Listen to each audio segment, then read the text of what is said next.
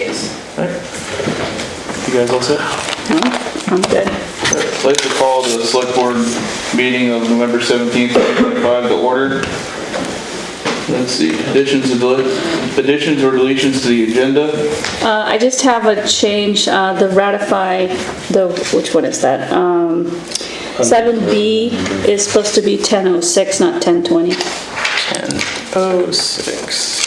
Okay. That's all I have. That was all. Let's see, minutes approval meetings of. Do you want a motion? Yeah, you need to motion to approve that. I move to to just correct 7B to read ratify log landing decision from 10:06. All those in favor say aye. Aye. All opposed? Item 3, minutes approval meetings of 11/3/2025. I do have one change, and it's just that Tom's not here, so you're signing them instead, so I added your name. Yep.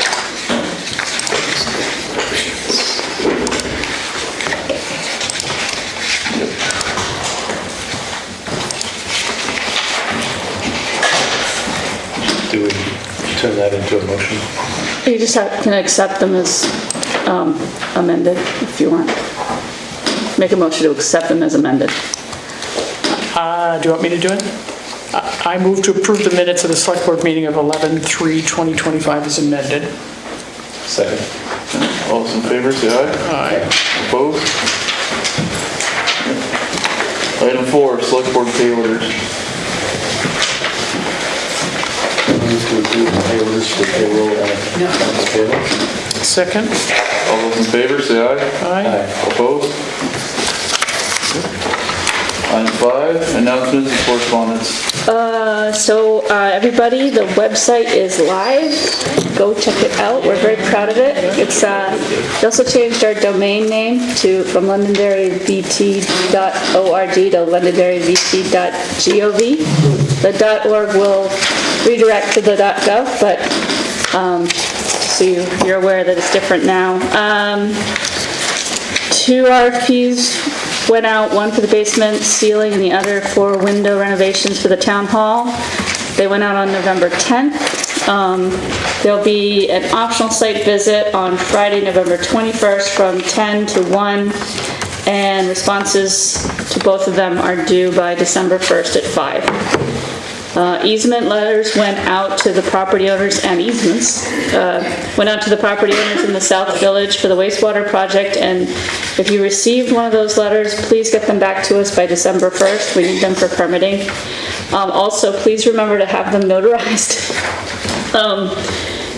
because if you don't do that, I have to send it back to you. And You can have it notarized here at Town Hall. yes, Right? so if you're local, we do have a notary in the town.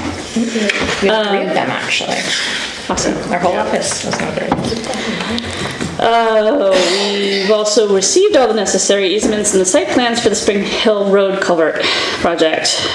So once the state approves the site plans, we can move forward with bidding that out. And then Tina is working with Bill Kearns to gather the information needed for the FEMA Category Z reimbursement for the 2023 storm. And then correspondence included in the board's meeting packet is there's a bunch of liquor license memos from the town clerk regarding Magic Mountain catering events, right? Right. Wyndham Regional Commission notice of public hearing to review the town of Londonderry's updated town plan, which will be on Zoom on Thursday, December 4th at 4 p.m. And the Zoom link, I believe, is in the public hearing notice. There's a note of thanks from SEPCA and the Wyndham County Humane Society for the town's appropriations. There's a notice from Londonderry GLC Solar of an application to the Public Utility Commission for Certificate of Public Good. And there was an email from Barry Randall addressed to the board expressing his disappointment in the outcome of his presentation at the 11:03 meeting. That's all I got. Move on to item 6, visitor and concerned citizens. Item A, short-term rental concern, Tyler Fisher. Before you begin, I just want to read a legal opinion from our lawyer, which is in the packet. Yep. Which I will find in a second, sorry. This page. Says, this is from Robert Fisher, who's our town attorney. It says, while I think it would be prudent for the select board to amend the STR ordinance to create an STR appeal board, in the meantime, I think that the select board needs to root any property owners who wish to appeal a denial of a permit or the decision of the STR administrator to Superior Court for an appeal under Rule 75. There is really no good basis for the select board to hear appeals of decisions under the STR ordinance as it now reads. So the select board can simply tell property owners to appeal to Superior Court under Vermont Rule of Civil Procedure 75. Rule 75 allows a person to appeal an act or decision of a town officer, here the STR administrator, by bringing an action in Superior Court against the town. It must be done within 30 days of the decision being appealed. I would suggest that the town inform an interested appellant of this rule and to encourage the appellant to seek legal counsel to make sure the appeal is perfected in a timely manner. For Monday night's meeting, I think that may be the best suggestion to give, so that's what I'm giving you now. And when we get a moment to breathe, we should brainstorm the amendment to the ordinance to create a town-level appeal board, as that would be an expeditious way to resolve these matters rather than resorting to court. So just that to say that I want to remind you again that there is no appeals process, so you can hear the concern, but there's really nothing you can do about it. Okay, well, I guess I'll still read my statement. Realize I have to go to court. Hi, my name is Tyler Fisher. I own a home on Route 11. I bought the home in spring of 2024 as a family home that I've rented for when me and my family aren't using it. I didn't buy the home as a rental property, so to speak. I bought it as a home for me and my family. That when I wasn't using it, I just said that. When I initially heard about the STR ordinance this past spring, my understanding was that if you owned your home, it wouldn't impact you. As such, I assumed it wouldn't impact me because I already own my home. I realize now that I should have better understood what was actually happening and done better research to have all the paperwork filled out. Since then, I've been contacted by the town about this, and I now understand that I wasn't properly registered with the town, and now the new restrictions of the 50-night cap impact me. I'm here tonight to appeal you all to reconsider what constitutes someone as being grandfathered through the STR ordinance. As this is something that impacts my private property as a homeowner and a taxpayer in the town, and what I am and I'm not allowed to do with it. Which I don't believe is right. Since receiving the notice from the town on this matter, I've been immediately responsive, which I hope demonstrates my previous lack of understanding that I wasn't properly registered. I was informed that I was sent 2 notices about this. I never received them. I'm not saying that they weren't sent. I'm just saying that I never got them. I even double checked with the post office to see if there was any way that I could have missed mail that came through my PO box and, you know, seeing if there was anything, which they said no. I also think that this is further made evident based on the fact that when I was contacted by the town on Friday, October 3rd, I missed the call. As soon as the office opened up on Monday, October 6th, I called right away to see what was going on. This wasn't a matter of me trying to avoid anything or be unresponsive to outreach that I knew was happening. The second that I realized someone was trying to get in touch with me, I was immediately responsive. So again, this wasn't a rental property. It wasn't an investment of something that I profit off of or some big money maker for me. It's a family home that I'm now restricted with what I can and can't do with it as my private property. So I would appreciate it if the select board would reconsider these restrictions as someone who's a property owner before the new ordinance went into place and simply didn't understand the details of what was happening. Thank you.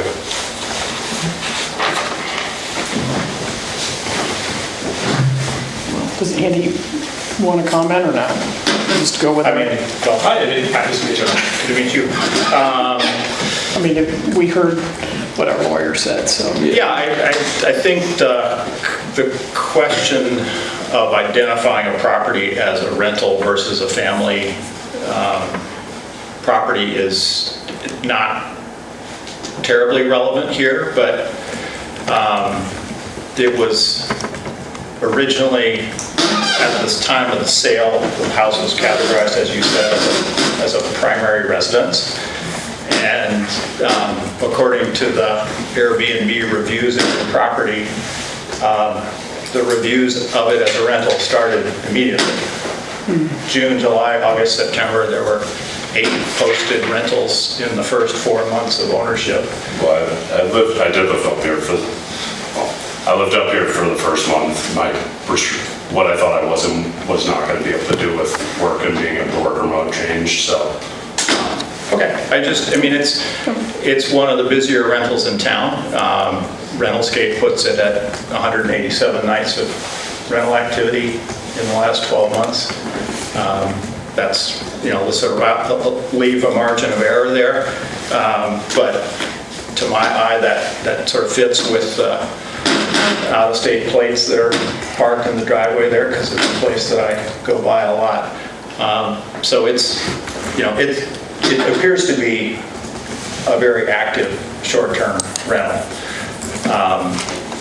And the ordinance covers, I mean, whether we're active or just occasional, it would be, it's one of those that's expected to be registered and has been since the ordinance passed the last day of December of '23. So,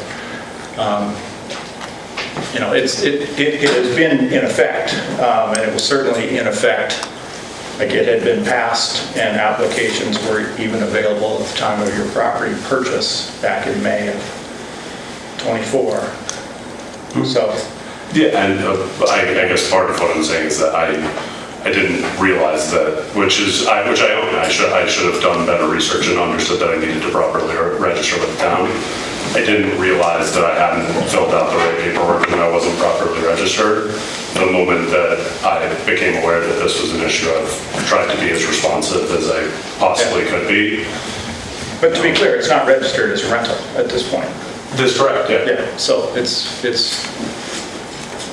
sort of on ice or mothballed while Tyler decides what to do with it, but it doesn't currently take reservations, but it's not among the registered STRs in town, so. Well, yeah, I did. If I tried to get everything in compliance, it's, Yeah, but it's not, just to be clear, it's not compliant as a rental. which is why I ceased all the being available for renting short term and everything on all the rental sites. Right, it's compliant by no longer having an active website making it a rental, but not through registering it, despite all of its use in the last year and a half. Yeah, understood. We've been in communication about getting it registered. I do plan to pick up the short-term rentals again in January. I'm only advertising it for 30-plus day rentals, which, as I understand it, is allowed. Absolutely. Yeah. I think we just go with Let it go with Yeah. what the town attorneys recommended. Yep. I follow the town attorney's recommendation. Yeah, I think that's important to mention that we've had a couple other people address the board in a similar way, and the way that the ordinance is written, as it was clearly stated, we don't really have an appeals process for us to make any grandfathering or changes or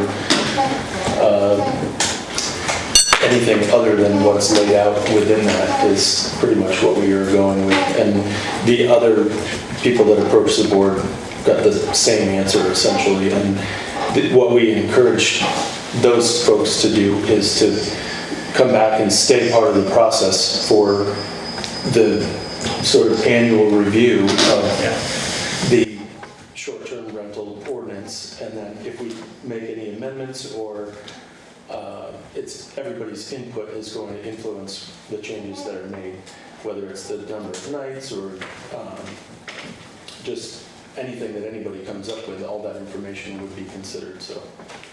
Yeah. Can I add one more thing to that? Just Yeah. to jog my memory. And Tyler, you mentioned the grandfathering term, which doesn't appear in the amendments, but it's the language we're using. It's probably worth noting that the grandfathering term applies to those 100 STRs that were registered during the first year of the program. So that's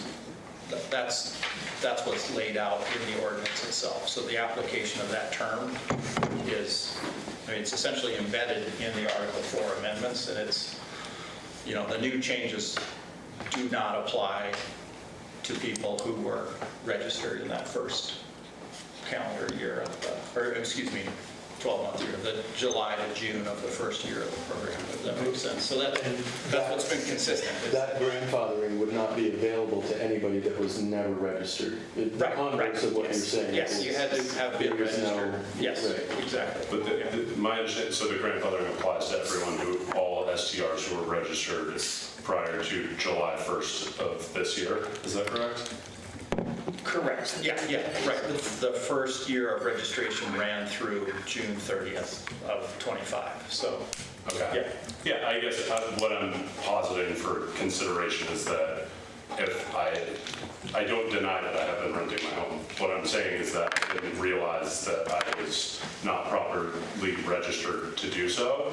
Since being contacted by the town about getting properly registered, I have tried to be as responsive and reachable as one could be throughout the process. This was simply a matter of me not understand. I just didn't know what I didn't know. So whether that's relevant material or not, I don't know, but. It sounds similar to what we've heard from a small group of people, so I think we understand that for sure. Okay. Well, thank you for hearing me out. Of course, thank you for coming. All right, so you guys all set with that one? Yep. Okay, move on to Do you want items. to make sure that nobody else wants to talk? Because that was specific, sorry. Does anybody else have any comments or questions regarding? Or anything else? Public comment. Yeah. All right, seeing none, move on to item 7, roads and bridges, 7A updates. Nothing great to update on, I guess. Road maintenance has begun and continues. We're still working on, the crews are still working on Under Mountain Road for the Green Mountain Power underground service project. That's getting late into the season. Unfortunately, that road's going to be rough, and hopefully we get a little window of time where we can grade it and let it freeze. But I think Definitely take it slow. yeah, use caution on that road. There have been closures because of one final culvert being put in, which the rest of the work should be primarily grading on that road. But the loader is getting repaired, so we're using the backhoe to load salt, which is slow, salt and sand. So the guys are kind of working out a few cobwebs beginning of the season for the road maintenance, but they'll have plenty of practice here pretty soon, I guess. So hopefully we can remedy the loader, and that'll probably be a piece of equipment that comes up for replacement pretty soon. Something we desperately need, so. That's about it, I guess. Andrew started back up today from his time away. The 4th road crew. He's back. That's right. Yeah. Yeah, I knew he was, that's right, he was back over the weekend. Yep. Yep. So he'll be training with the truck now that he has his license, and he's good to go. He just needs to practice the routes, and he'll be out. I think he's gonna do it ride along a few times before he gets set free, but Yeah, I think I saw him today riding along with Troy when I was out delivering. sounds about right. So that's every update you had. I think so, but I don't always think of everything until afterwards. So. I already mentioned the Spring Hill Road culvert is coming along, so. And I think, yeah, I don't know, did the guardrails on Reinhardt get resolved? Guardrails are done. Good. On Reinhardt's, that was a kind of a tricky back and Yeah. forth, but they did get it. Okay, good. I visually saw them completing, so, That's all I'm aware of. yeah. All right. And also Edgehill, that was done maybe last week too, but Okay. maybe not last meeting, I can't remember now if that was updated or not, but those are done. All right, 7B, ratify log landing decision from October 6th. That's probably an easy one, right? Yeah, this was just, it was one of those things where we added it to the agenda. I just want to say this, adding things to the agenda that we're going to vote on is a little tricky. Because in this case, like, I totally forgot, basically, to put it on the next agenda. So I caught it, but This is an October date. yeah, I would really like to try not to add things to the agenda in the future if we can at all help it. I know things happen, but Yeah, the reasoning for expediting this one was just because of the nature Yeah. and the timing of the No, work I and stuff. totally so get it, We but- were willing to do it, but it doesn't always have to be that way. yeah, Sorry about that. it's okay. Anybody like to make that motion? I move to ratify the Select Board's October 6, 2025 decision to approve access across town-owned property for Rick Kelly on behalf of Robert Kohler to use town parcel 066-068.000 for temporary logging access to be removed upon completion of logging on parcel 112137.000. Second. It's an especially long one too. All those in favor, say aye. Aye. Opposed? All right.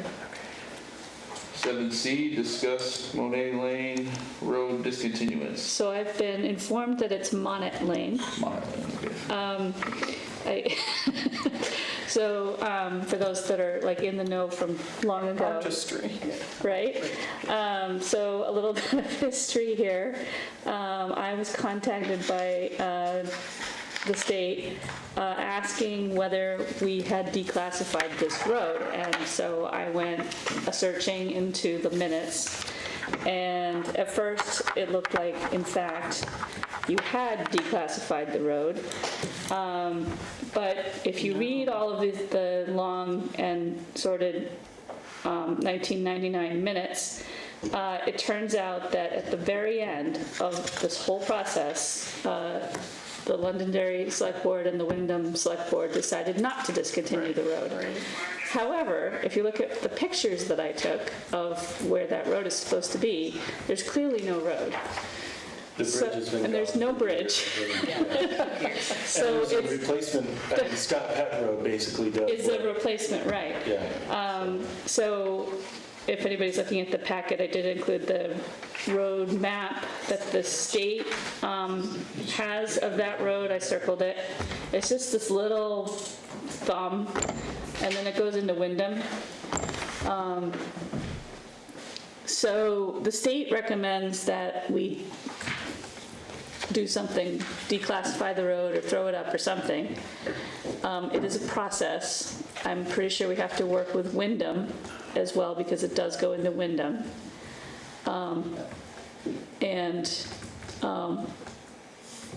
I mean, in general, it's probably a good idea because I don't know if you've seen a lot of court cases involving roads, but the classification of a road comes up a lot in a lot of different areas of law. So I recommend that we go through this process. It seems silly for such a small piece of road, but in the process of talking to Josh today about this in particular one, he mentioned another one. What was it? Gail Meadows. Gail Meadows, which apparently is also a road that we don't maintain. They don't in the winter. Or they don't in the winter, It's not okay. maintained in the winter. So, On the classification it should be, or not. is it a class 3? Yes. Yes. So I don't know if that's the only road that we have that needs some Well, we've been recently talking Attention. about Rest Haven Lane, which I think now we've resolved with our turnaround being. Oh, right, okay, complete. So uh-huh. that's another one that was done kind of the same way, where the actual classified road went slightly further than what we were actually maintaining. Right. And some of it goes back to older decisions about why, and Yes. that was affected by the cemetery commission. And so yeah, there are a few kind of confusing areas Okay. like that, but the end of Under Mountain Road Yeah. is another one. Yeah, Okay. and that goes into Jamaica, so then you might have to work with Jamaica. Yeah, so maybe we That's just not- take it one road at a time, but, Yeah. I mean, I think the state contacted us because they pay us for every, mile of road, and It's so important all to of have like, your mileage be accurate because it Yes. is based on funding. yes, although, I Really? mean, that's like, I didn't it realize is, that, yeah. yeah. But I mean, we're talking about, I don't know, 500 feet. Right. Yeah. But they want their 2 cents back, so, anyway, if you want to do it, we'll do it. What is it going to cost us, do you think? I don't know. Well, I mean, I it's mean, mostly, people hours, man hours. I mean, it's gonna be Attorney's fees. a little bit of attorney's fees, it's gonna be, site visits, it's gonna be coordinating with Wyndham. I mean, I'm obviously Public not saying I'm hearings. adverse to that. but if Yeah, it I gets mean, rid of a problem, do it. I mean, it will, it's not a problem right now, but it could become, like I Right. said, a legal headache if somebody were to purchase that piece of land and they say, well, there's a class 3 road here, why aren't you maintaining it? I want to build a development, whatever it is. Right. So- Reopen the can of worms. Could be, yeah, Yep, so, okay. I think it's worth it, but I don't know how much it would cost. I think it'd be minimal attorney costs. I think we've worked with Wyndham other times. I mean, obviously, they're easy to work with, and we've talked with them about, like, up to the bridge on 121 and the end of Under Mountain Road. They were involved in some of that as well, because Under Mountain Road split, and it was called Under Mountain Road. Like, there were 3 different town roads in 3 different towns named the same Under the- thing, and we agreed to rename them separately, so it was less confusing. Okay, yeah. That, it wasn't horrible to Okay. work alongside them, so. Yeah, I think it's more just coordination and stuff. Is that something? Probably mostly it'll be my time, I think. Yeah. Christmas? Yeah, yay. And is that a legal term, throw up? I've heard that, yeah, I don't know if it's legal, but people do call it throwing up a road. It's a Yeah. Vermont. It's a Vermont thing, yeah. Which means you're discontinuing it? Yes, I've heard it in reference to another road off of Parsons Lane. People jokingly call it the throw-up road. And I never Yeah. knew why, but I think that's probably why. Okay. It probably depends on which local you talk to. Monets or Monats. Monet, right, it might be, yeah. I don't know, I was corrected when I said Monet, so now I'm correcting everybody else. All right. All right, so, I'm sorry, did you say we should pursue it? Okay. Yeah. All right, I will do that.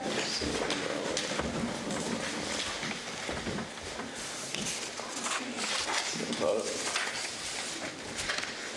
All right, so moving on to item 8A, town clerk. 1, review and approve amend public records request policy. I just have a couple of changes since we implemented this back in July, mostly just legal stuff. I put a disclaimer in the policy that we do not carry title insurance, so if there's an error, it's not gonna ever come back on us.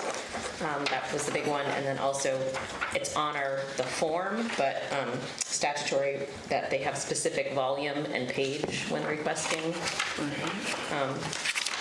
specific records. Not just give me a general, I need to know what they're actually asking. So I put that, just a disclaimer that we don't carry title insurance and say no liability for research conducted for legal, financial, or real estate transactions. Those were the big, that was really it. Makes sense. Yep. Anybody like to make that motion? I can. I move to approve the public records request policy as amended. Second. Thank you for your work on that. Yeah. All those in favor say aye. Aye. Aye. All right, so part 2, review and approve amended public records fee schedule. There's really only 2 edits that I've made. Just putting a minimum, as a lot of these transactions are happening via email. Our website has a minimum of $10, so that I make that, if the minimum payment for any records request would be $10 if I'm doing it. So just to coordinate with, it makes easier. If people want it that fast, they'll pay the extra few bucks so that they can get it via that way versus mailing a check and waiting the 3 to 5 business days or whatever. And it's consistent with your credit card. Yeah, it's just, and the processing company sets that, so that's, Might as well align with that. yeah. And then the other is that statutory minimally, it's my time is $5 an hour, but if you guys let, it circumvents the state if we set this. So I did my time is equal to senior staff that's already on there. So it just aligns with it instead of having it separate and different. My time would be considered the same as a senior staff member. So those are the 2 adjustments I made on the fee schedule for that. Ability to make that motion. I can again. I move to approve the public records fee schedule as amended. Second. All in favor, say aye. Aye. Aye. Opposed? None. All right, 8B, Parks Director, item 1, Pingree Tennis Court Cemetery Commission loan request. Big one for us. I think we've talked a bit about how the Pingree Park tennis court is in disrepair. And last year we looked at this come budget season about a year ago, and we actually pressed pause because we wanted to, as a board, take a look at kind of the bigger picture and make sure we're not just racing right into spending a big chunk of money. So we've done that, we've assessed, and the reality is to make any other changes would start becoming a very expensive project very quickly. And we've already pushed back a year on fixing the tennis court. In case folks aren't familiar, we've gotten multiple reports from Sean at Advantage Tennis, who's been our regular repair company. The foundation is flawed. The fence is falling over. The backboard literally fell over the other day. So it's actually becoming a hazard. So we would like to, as a board, finally do the full fix, which is a complete demo and rebuild of the tennis court. And in conversations with folks on board and Tina and trying to figure out our options for funding, we've come around to communicating with the Cemetery Commission about the possibility of taking a loan so we can spread that cost out over 5 years versus asking for a large sum for taxpayers this year. Our hope, what we've been given is a quote, and we're working on getting a more formal, broken down bid. What was given to us was about $150,000, and that was with Sean from Advantage. Obviously, we go out to bid, but Sean from Advantage doing everything. Demo, site prep, fencing, all his people coming from up north. So he said straight up, you'll be able to do this for cheaper with your more local people, but $150 is kind of that catch-all price you should be prepared for.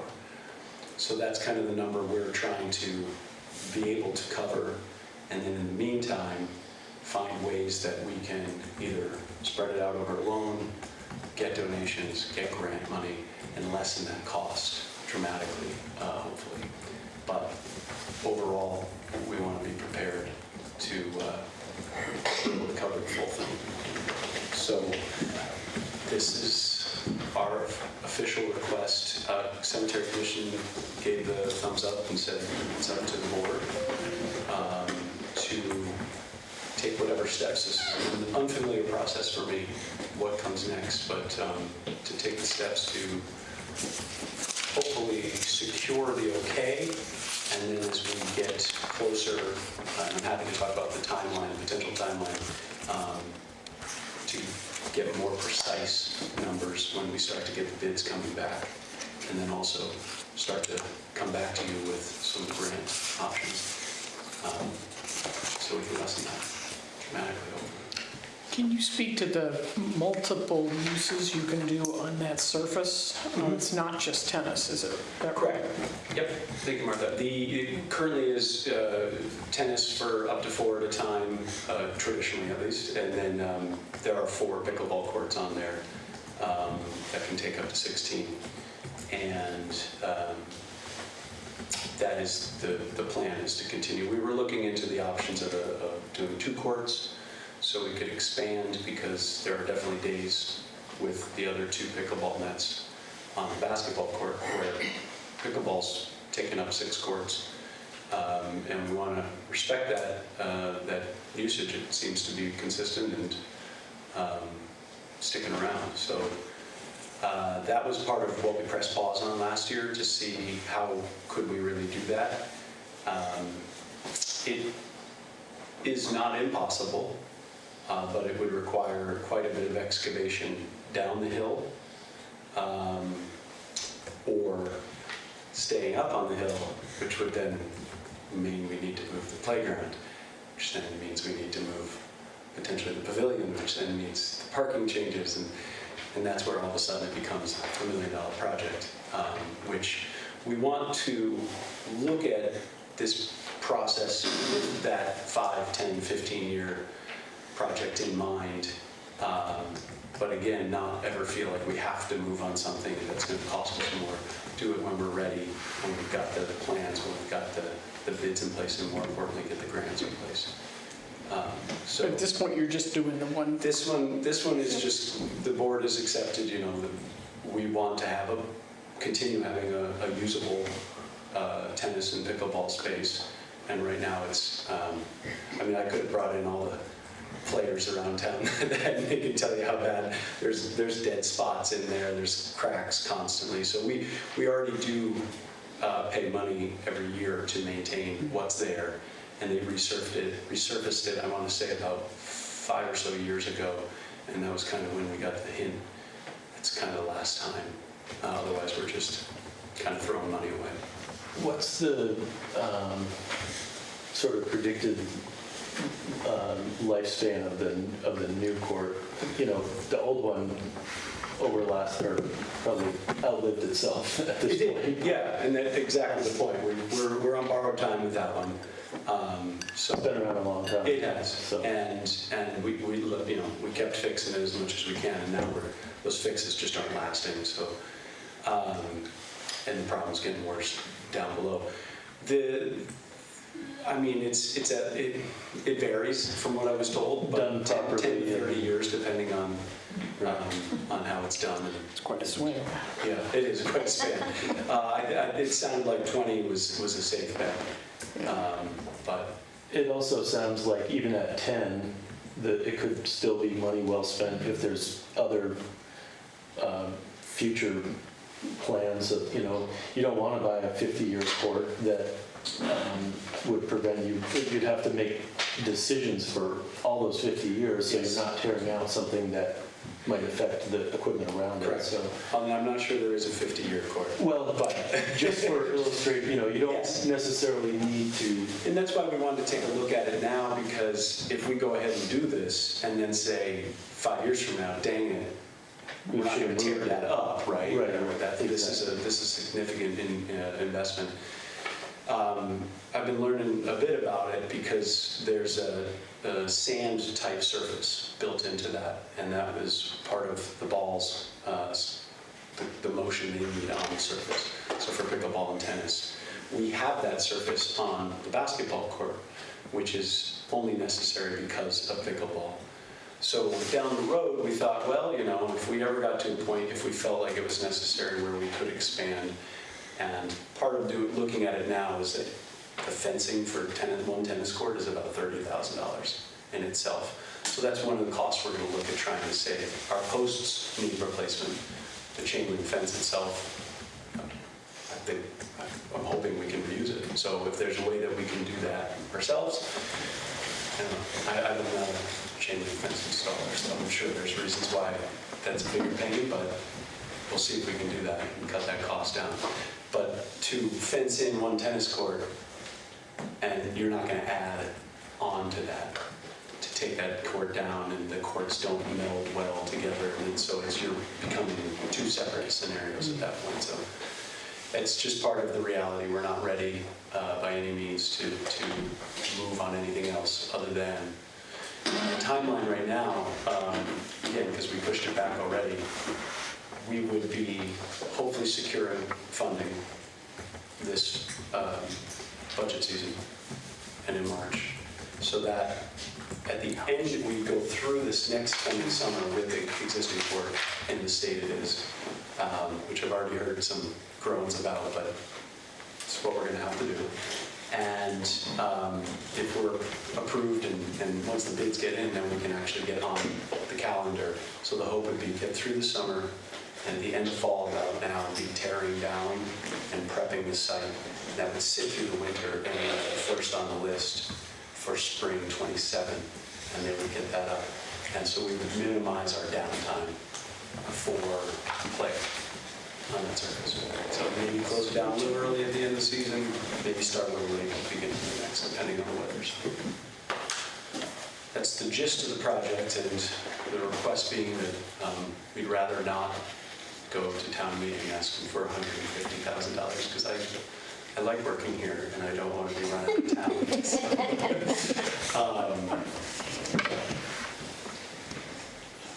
I'm fine with the cemetery, with the request of the Yeah, cemetery and I commission. listened to the proposal already, so I feel pretty committed to it. I know the cemetery commission's done stuff like this in the past, so. yeah, I'm not sure what the board's had experience with the cemetery commission and the loans before, so I'm not quite exact. We had some conversations about terms, and if we were able to secure grant money, can we pay it back earlier and lessen that interest? I'm not quite sure how that all works. Yeah, in fact, I attended the budget meeting for the Parks Department, and that was where Tina and Liam were having a good conversation about how this might work, and Eileen as well, so I feel it was vetted pretty well. I think the cemetery commission is probably much easier to work with than any bank. So Yeah. I think it's a good group to take within our community. And it sounds like money well spent for the foreseeable future too. I think, there's a lot more planning going on in the parks now that your position is here. And I think it is important to get work done, but think about how it impacts other projects, and it seems like you guys are working on that, so keeping that as part of the proposal. So sounds good to me. Yep. So would anybody like to make that motion? Sure. Either of us, you want to? Want me to go for it? I'm more than happy to do it as well. Oh, okay.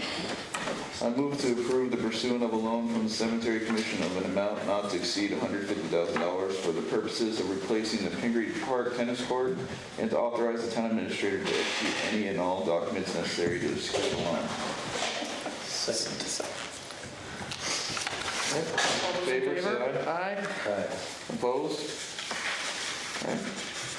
Thank you all very much. Thank you for all you do. All right, so item 8B, number 2, appoint Londonderry at-large member to, what's that? Mountain Towns Rec Director Advisory Committee. You want to call it Mudderdack? Mother Dad. This is my other hat, so this one's a little easier. The advisory committee, as you're probably familiar with, is made up of representatives from each of the 5 towns. Floodlake Athletic Association, West River Sports Association, the Londonderry Parks, and a member at large. With 9 people on the board, and always needing 5 for quorum, it's kind of important for us to be fully stocked, and we've been missing one of those individuals for a while. We actually had somebody else who was looking to step down, so we reached out and we found 2 community members who are looking to step up. NTRBAC already met and would like to recommend Justin Alexander for the Londonderry position, and Kate Ziegler for the member at large. I move to appoint Justin Alexander as the Londonderry representative for a term of 2 years and Kate Ziegler as the at-large representative for a term of 1 year to the Mountain Towns Recreation Director Advisory Committee. Second. All those in favor, say aye. Aye. Aye. Opposed? Congratulations to them. Thank you all very much. Great. I'll let them know. Great. Have a good night. Thank you. Right. Item 9, transfer station solid waste management. Item 9A, updates. The only update I have, I'd had a question on how we were being charged for mattresses coming out of the transfer station. I'm not sure if that came from the select board or from the transfer station guys. But I talked to Casella, and they actually ended up back charging us a bunch of mattress fees that they'd hit us with. So our contract goes through 2027. It does not contain any mattress pricing. Currently, their mattress cost to recycle them, because they're shipping them down to Connecticut to be disassembled, is $40 a mattress. They are not charging us that. They are just charging MSW prices for it. But in 2027, we'll be looking at a very large increase in mattress costs. Will we have to separate that? That's a good question. Yes, because they're going to have to stay dry. Right? Yeah, they're going to have to stay dry and all that kind of fun stuff. Right. So that's a problem for another year. But for right now, they're not. We've hopefully gotten a good back charge on that, and that we're not being charged the full price on it. And I wanted to finish our discussion from last time about proposing new tire prices. We've got the Casella's container is up there. They're collecting tires. They've actually filled it already. I'm not sure if it went this week or if it's going to go next week again. And it is tire season. So I'm proposing that we bump it up to $6 for car and light truck tires, $8 for heavy truck tires, $20 for light equipment, $150 for heavy equipment, and all prices double on the rims, because we're paying by the pound, and the rim it pretty much doubles the weight. Are we doing any sort of communications to let people know that this is the time to be recycling their tires or anything like that? I have not, no. And I'm also thinking Pam and Jen and their doings and daring. Putting something in there, I don't know. Yeah. Because both with people pulling snow tires off or looking at their old snow tires. I mean, it's quite a nice feature for town benefit, yeah. We have a nice news section on our new website. Or the new website, both places, but yeah, let people know. Going to get that solid waste updated. Yeah, Over the next couple weeks. so all the staff departments are hopefully going to take over their own pages. Great. So that doesn't have anything to do with tires. How do you guys take payments for those? It's all using the punch card system. They're in as $2 increments. $2 increments, okay. That's a lot of punch cards. You had a heavy For the equipment. heavy equipment. There's probably better places for them. Well, and as a People. contractor too, there are the commercial cards that are $120 and they go $10 and $20 ones. So you can spend as much as you want, really. Not look for those. There is the smaller one for $2 increments, so if you, Just curious. both are sold. I think every homeowner's got a tire or two they would love to get out of the garage, right? Yeah. Definitely. Do you need an approval? There's. All right, I move to approve the tire fee schedule as presented. Second, I think it makes sense too. Yes. All those in favor, say aye. Aye. Opposed? Thank you. I'll post that out on Facebook tomorrow, and we'll get the Great. website updated Great. ASAP, make sure the guys know down at the transfer station. Thank you. Thanks so much. Item 10, old business. Don't see any. So move on to item 11, new business. 11A, Chris Morrow, request for input. So Chris Morrow sent a email to a bunch of area towns And the email says, "Input please," and the body is, "I'm working with some colleagues on a follow-up bill on flood/disaster issues.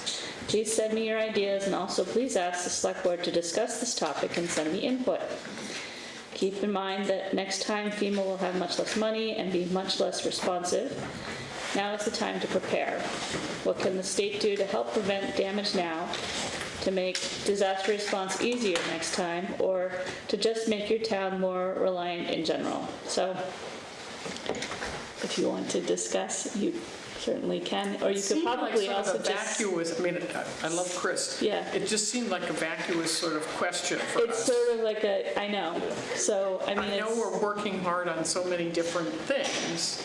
it's not necessarily something you need to discuss either. I'm sure he would take individual input, but I Right, thought I'd right. put it in the packet for lack of another way to communicate that out. I know Tom said he was willing to touch base with Chris I as believe- he's been I think he's Yeah, the Tom most already- involved. the most with- involved in some of the Yeah. flood mitigation Yeah. stuff, so that's, he said he did volunteer that he would reach out to Chris. Yes, he did, but if the rest of you have If you have any, other ideas, or, I mean, in general, it's good to touch base with the legislature for things that are outside of our control, Right. that are the state's control. So, Good. All right. Moving on to 11B, approve facility use agreement for December 1st to the 3rd, Town Hall, Weston Theater. yeah, so I think they're doing, what was it, Christmas Carol? yes, So I think they're just using the basement. Don't know where the actual play will be. I don't think it will be in the basement, so, but they'd like to use the space for a couple of days. No other conflicts? Nope, Makes good sense to do that then. They've been good tenants. yeah. Yes, they have. All right, anybody like to make that motion? I move to authorize the use of the town hall for play rehearsals on December 1st through the 3rd, 2025, and to authorize the town administrator to sign the facility use agreement on behalf of the town. Second. All those in favor, say aye. Aye. Aye. Opposed? All right. Moving on to 11C, approve facility use agreement for 11/22/2025 Town Hall birthday party. It's exactly what it says. I know, it's So very the only curious. thing is that one of us is gonna have to remember to go turn on the heat, because it's gonna be pretty cold in there. And nominate Tom, he's not here. Yeah. I move to authorize the use of the town hall for a birthday, well, actually, let me go back. Do we have, yes, there is an agreement, so they know policies about what they Yeah, can they've and already cannot do sent. in there. Yeah, they've already sent back the signature page, Yeah, so. yeah, okay. I move to authorize the use of the town hall for a birthday party on 11/22/25 and to authorize the town administrator to sign the facility use agreement on behalf of the town. Second. All those in favor, say aye. Aye. Aye. Opposed? All right. Move on to 11D, approve liquor licenses. D number 1, Jake's Restaurant, 1st, 3rd, and OCP. I move to approve a 1st, 3rd, and OCP liquor license for Jake's Restaurant related to the property located at 5680 Vermont. restaurant. They're legal. Second. Sell it. All those in favor, say aye. Aye. No, the second. Opposed? Second passes. Beer and wine, and then liquor is third. That's what beer and business, sorry. Moving on to 11D, Part 2, West River Coffee Barn, 2nd class. I could do that. I move to approve a second-class liquor license for the West River Coffee Barn related to property located at 2309 North Main Street. Second. All those in favor, say aye. All right, opposed? And who would like the last one? I move to adjourn the meeting. Second. All those in favor, say aye. Meeting Is that adjourned. a record? Nice job. 6:54. Yeah. Nice job. I think Tom needs to stay away for